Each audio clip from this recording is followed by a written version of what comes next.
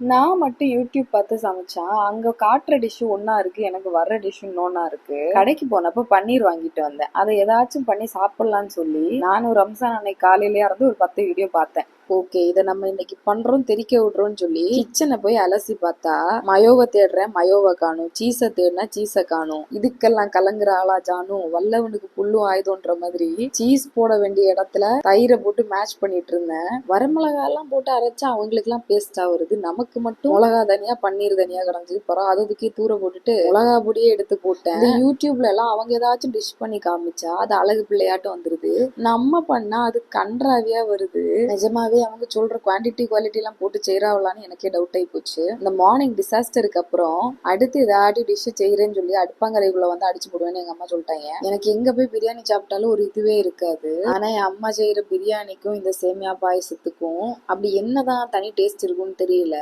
அவ்வளவு மன நிறைவா திருப்தியா சாப்பிடுவேன். யாருக்கெல்லாம் சாப்பிட்ட பாத்திரத்திலே என்ன மாதிரி பாயாசத்தையும் ஊத்தி சாப்பிடுற பழக்கம் இருக்குன்னு கமெண்ட்ல சொல்லுங்க. Wishing you all happy Ramzan, இத் முபாரக். நெக்ஸ்ட் வீடியோல பார்க்கலாம். அது வரைக்கும் டாடா பை பை.